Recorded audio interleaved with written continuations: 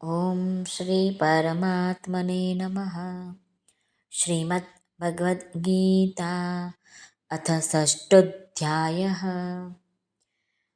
આપ સાંભળી રહ્યા છો આપણી યુટ્યુબ ચેનલ ધાર્મિક, એમાં આપ સૌનું હાર્દિક સ્વાગત છે. આજના વિડીયોમાં આપણે સાંભળવાના છીએ શ્રીમદ્ ભગવદ્ ગીતા અધ્યાય છઠ્ઠો, આત્મસંયમ યોગનો શ્લોક ક્રમાંક 8. જેનો આત્મા મિત્ર જેવો છે, એટલે કે જેનું શરીર સાથે હું અને મારાપણું નથી, તે અનુકૂળતા પ્રતિકૂળતા, સુખ દુઃખ અને માન અપમાન થવા છતાં પણ સમ નિર્વિકાર રહે છે. આવો મનુષ્ય સિદ્ધ કર્મયોગી છે, એટલે કે તેને પરમાત્માનો અનુભવ થઈ ચૂક્યો છે એવું માનવું જોઈએ.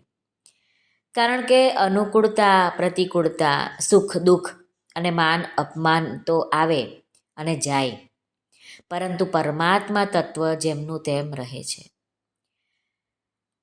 આજનો શ્લોક છે શ્લોક ક્રમાંક 8. જોઈ લઈએ તે જ્ઞાન વિજ્ઞાનથી તૃપ્ત થયેલો આત્મા તે કેવો હોય છે, તે આજના શ્લોકમાં આપણે જોવાનું છે. જ્ઞાન વિજ્ઞાન તૃપ્તાત્મા કૂટસ્થો વિજિતેન્દ્રિય યુક્ત ઇત્યુચ્યતે યોગી સમલોષ્ઠાસ્મ કાંચનઃ. આ શ્લોકમાં આવતા સંસ્કૃત શબ્દોના અર્થ જોઈ લઈએ તો જ્ઞાન વિજ્ઞાન એટલે કે જેનું અંતઃકરણ જ્ઞાન અને વિજ્ઞાનથી તૃપ્ત છે, તે જ્ઞાન વિજ્ઞાન તૃપ્તાત્મા. કૂટસ્થ એટલે કે જેની સ્થિતિ વિકાર રહિત છે, તે વિજિતેન્દ્રિય જેની ઇન્દ્રિયો સારી પેઠે જીતાયેલી છે, તે સમલોષ્ઠાસ્મ કાંચન એટલે કે જે માટી પથ્થર અને સુવર્ણમાં સમબુદ્ધિ છે, તે ઇતિ એટલે એવો, યુક્ત એટલે યોગારૂઢ, ઉચ્યતે કહેવાય છે.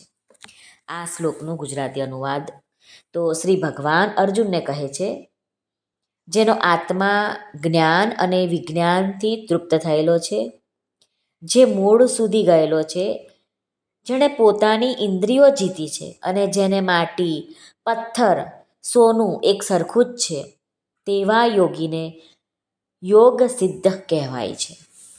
આ કર્મયોગનું પ્રકરણ છે, એથી કર્મ કરવાની જાણકારીનું નામ છે જ્ઞાન, અને કર્મોની સિદ્ધિ અસિદ્ધિમાં સમાન રહેવાનું નામ છે વિજ્ઞાન. કર્મો દ્વારા મને કશું મળી શકતું નથી, આવું જો અનુભવ થઈ જાય તો એ કર્મોને કરવાનું છે જ્ઞાન નામ છે. એવું જ્ઞાન થતાં તે કર્મોની પૂર્તિ અપૂર્તિમાં અને પદાર્થોની પ્રાપ્તિ અપ્રાપ્તિમાં સમાન રહે છે. આ છે વિજ્ઞાન. કૂટસ્થ એટલે કે કૂટ એટલે કે એરણ, એક લોહનું પિંડ હોય છે, જેની ઉપર લોઢું સોનું ચાંદી વગેરે અનેક આકારોમાં ઘડવામાં આવે છે, પરંતુ તે એકરૂપ જ રહે છે, જેવો છે એવો ને એવો જ. એવી જ રીતે સિદ્ધ મહાપુરુષની સમક્ષ જાત જાતની પરિસ્થિતિઓ આવે છે, પરંતુ તે એરણની જેમ જેવો છે તેવો ને તેવો નિર્વિકાર રહે છે. વિજિતેન્દ્રિય કર્મયોગના સાધકે ઇન્દ્રિયો ઉપર વિશેષ ધ્યાન આપવું પડે છે, કેમ કે કર્મ કરવામાં પ્રવૃત્તિ હોવાને કારણે તેનો કંઈક ને કંઈક રાગ દ્વેષ થવાની પૂરી સંભાવના રહે છે. એટલા માટે ગીતાએ કહ્યું છે કે સર્વ કર્મ ફલત્યાગન તતઃ કુરુ યતાત્મવાન, એટલે કે કર્મફળના ત્યાગમાં જીતેન્દ્રિયપણું મુખ્ય છે. એક શબ્દ અહીંયા છે સમલોષ્ઠાસ્મ કાંચન. લોષ્ઠ એટલે માટી, અસ્મ એટલે પથ્થર ને કાંચન એટલે સોનું. આ બધામાં સિદ્ધ કર્મયોગી સમાન રહે છે. સમાન એટલે કે તેને માટીનું ઢેફું પથ્થર તથા સોનાનું જ્ઞાન નથી હોતું એવું નથી. તેને એ ઢેફું છે, એ પથ્થર છે, એ સોનું છે એવું જ્ઞાન સારી રીતે હોય છે, અને તેનો વ્યવહાર પણ તેને અનુરૂપ જ જેવો થવો જોઈએ તેવો જ થાય છે. જેમ કે સોનાને તિજોરીમાં સુરક્ષિત રાખે છે અને ઢેફા તથા પથ્થરને બહાર પડ્યા રહેવા દે છે. એવું હોવા છતાં પણ સોનું ચાલ્યું જાય, ધન ચાલ્યું જાય, તોય તેના મન ઉપર કોઈ અસર થતી નથી, અને સોનું મળી જાય તો પણ તેના મન પર કોઈ અસર થતી નથી.